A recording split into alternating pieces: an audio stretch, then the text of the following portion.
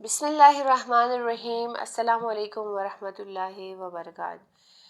Dear students, آپ سب کو Sharma learning academy میں خوش آمدید کہتے ہیں۔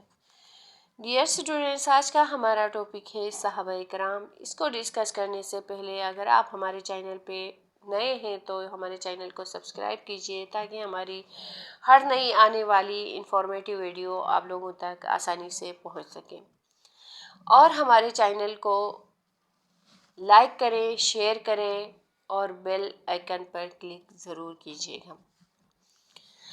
ڈیئر اسٹوڈینٹس، حضرت محمد صلی اللہ علیہ وآلہ وسلم کی زندگی میں جن لوگوں نے اسلام قبول کیا اور آپ صلی اللہ علیہ وسلم کو ایمان کے حالت میں دیکھا انہیں صحابی کہتے ہیں۔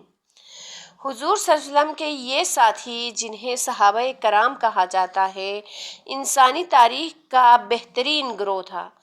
اخلاق کے بلندیوں پر پہنچے ہوئے ایسے لوگوں کی مثال بعد کے کسی دور میں نہیں ملتی۔ تمام صحابہ کرام کا مرتبہ اور مقام قیامت تک آنے والے تمام مسلمانوں میں سب سے بلند ہے۔ حضور صلی اللہ علیہ وسلم کے انہی ساتھیوں میں چند ایسے مخلص اور جانثار بھی تھے جنہوں نے اللہ اور اس کے رسول صلی اللہ علیہ وسلم کی خاطر اپنا سب کچھ قربان کر دیا تھا۔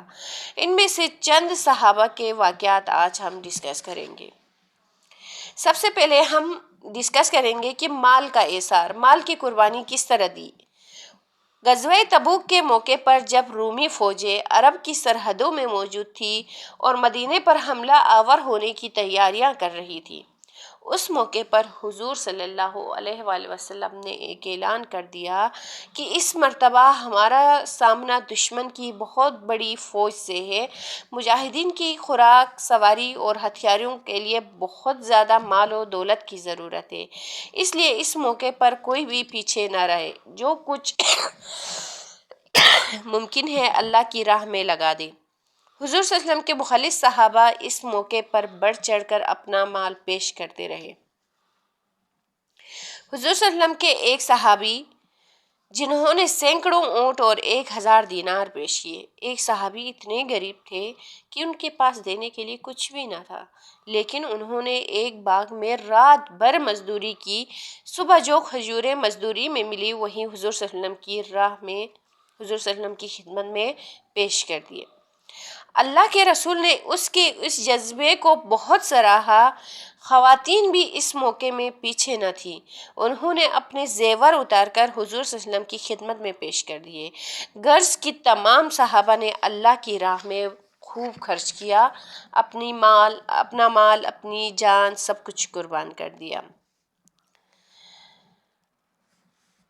اب ہم بات کریں خدا کے لیے محبت، تو حضرت علی علیہ السلام مسلمانوں کے پہلے خلیفہ اور حضرت محمد صلی اللہ علیہ وسلم کے چچا زاد بھائی تھے۔ جب حضور صلی اللہ علیہ وسلم نے اسلام کی دعوت کا آغاز کیا تو حضرت علی علیہ السلام کی عمر تقریباً 10 سال تھی۔ آپ علیہ السلام نے بچپن ہی میں اسلام قبول کر لیا تھا۔ اس کے بعد ہر موقع پر حضور صلی اللہ علیہ وسلم کے ساتھ رہے، خصوصاً تمام جنگوں میں آپ نے انتہائی بہادری کا مظاہرہ کیا۔ لڑائی کے ایک ایسے ہی موقع پر آپ علیہ السلام نے ایک کافر پر قابو پا لیا۔ ابھی آپ علیہ السلام اس کافر کو قتل کرنے ہی لگے تھے کہ اس نے حضرت علی کے منہ پر تھوک دیا۔ آپ علیہ السلام نے لڑائی روک دی اور اس سے الگ ہو کر کھڑے ہو گئے۔ جب آپ علیہ السلام نے اسے چھوڑ دیا تو وہ بہت حیران ہوا۔ کافر نے اس کی وجہ پوچھی تو حضرت علی علیہ السلام نے فرمایا، پہلے میں تمہیں اس لیے قتل کر رہا تھا کہ یہ خدا کا حکم تھا، اب میں تمہیں قتل کرتا تو میں اپنے غصے کی وجہ سے ایسا کرتا، اس لیے میں نے تمہیں چھوڑ دیا۔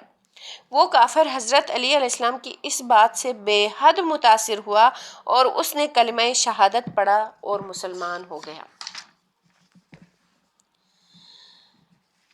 اب ہم بات کرتے ہیں بہترین انصاف، یعنی کہ ایک اچھا انصاف کیا ہوتا تھا، اس وقت کیا کرتے تھے۔ 2 آدمی مل کر کھانے کے لیے بیٹھے، ایک کے پاس 5 روٹیاں تھیں اور دوسرے کے پاس 3۔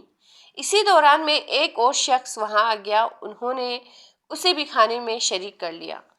کھانا کھانے کے بعد تیسرے شخص نے 8 درہم دیے اور کہا اسے آپس میں تقسیم کر لیجئے گا۔ اس شخص کے جانے کے بعد ان دونوں میں جھگڑا ہو گیا۔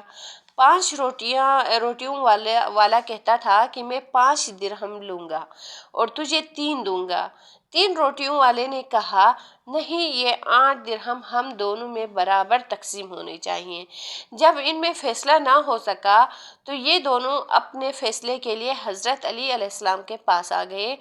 آپ نے 3 روٹیوں والے سے کہا کہ بہتر ہے تم 3 درہم پر راضی ہو جاؤ۔ وہ شخص بولا آخر میں کیوں راضی ہو جاؤں، آپ میرے ساتھ پورا انصاف کریں۔ حضرت علی نے کہا پھر تو تمہارے حصے میں صرف 1 ہی درہم آتا ہے اور دوسرا آدمی 7 درہم کا مستحق ہے۔ وہ شخص بولا آپ بھی عجیب انصاف کرتے ہیں، ذرا مجھے بھی سمجھا تو دیجئے۔ حضرت علی نے کہا سنو، 8 روٹیاں تھیں اور تم 3 آدمی، چونکہ یہ برابر تقسیم نہیں ہو سکتی اس لیے ہر روٹی کے 3 ٹکڑے کرو۔ اس حساب سے 8 روٹیوں کے 24 ٹکڑے ہوئے۔ اب یہ معلوم نہیں ہو سکتا کہ کس نے کم کھایا اور کس نے زیادہ، اس لیے ہم یہ فرض کر لیتے ہیں کہ سب نے برابر یعنی 8 ٹکڑے کھائے ہوں گے۔ تمہارے پاس 3 روٹیاں تھیں تو ان کے کل 9 ٹکڑے ہوئے۔ اس میں سے تم نے 8 ٹکڑے کھا لیے اور صرف 1 باقی بچا۔ 5 روٹیوں والوں نے 15 ٹکڑوں میں سے 8 کھائے، باقی 7 رہ گئے۔ اس حساب سے تیسرے آدمی نے تمہارا 1 ٹکڑا اور تمہارے ساتھی کے 7 ٹکڑے کھائے۔ اب ظاہر ہو گیا کہ تمہیں 1 درہم اور تمہارے ساتھی کو 7 درہم ملنے چاہیے۔ وہ شخص حضرت علی علیہ السلام کی معاملہ فہمی، اس مہارت اور ذہانت پر بہت حیران ہوا اور وہ اس فیصلے پر مطمئن ہو کر چلا گیا۔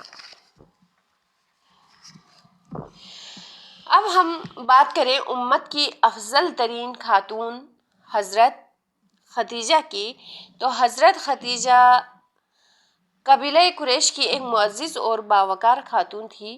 آپ اپنی شرافت اور پاکیزہ زندگی کی وجہ سے پورے قبیلے میں طاہرہ کے لقب سے مشہور ہو گئی تھی۔ حضرت خدیجہ کے شوہر کا انتقال ہو چکا تھا۔ آپ علیہ السلام کو ایسے شخص کی تلاش تھی جو دیانتداری سے ان کے مال تجارت دوسرے ملکوں میں بیچ آیا کرے۔ حضرت خدیجہ کو جب پیارے نبی حضرت محمد صلی اللہ علیہ وسلم کی سچائی اور دیانتداری کا علم ہوا تو انہوں نے نبی کریم سے درخواست کی کہ آپ میرا مال دوسرے ملکوں میں فروخت کرنے کے لیے جایا کریں۔ حضور صلی اللہ علیہ وسلم نے ان کی درخواست منظور فرما لی۔ حضرت خدیجہ کو آغاز ہی میں حضور صلی اللہ علیہ وسلم کی شرافت کا اندازہ ہو گیا۔ بعد کے تجارتی لین دین میں بھی انہوں نے آپ کے اخلاق و کردار کے لحاظ سے بہت ہی بلند پایا۔ جب حضرت خدیجہ نے حضور صلی اللہ علیہ وسلم کی خدمت میں شادی کا پیغام بھجوایا تو حضور صلی اللہ علیہ وسلم کے چچا ابو طالب نے آپ صلی اللہ علیہ وسلم کے لیے یہ پیغام قبول کر لیا۔ شادی کے وقت حضور صلی اللہ علیہ وسلم کی عمر 25 سال اور حضرت خدیجہ کی عمر 40 سال تھی۔ اس کے بعد حضرت خدیجہ نے حضور اکرم صلی اللہ علیہ وسلم کے ساتھ 25 برس گزارے۔ حضرت خدیجہ نے 25 سال تک شوہر کی خدمت کا حق بہترین طریقے سے ادا کیا۔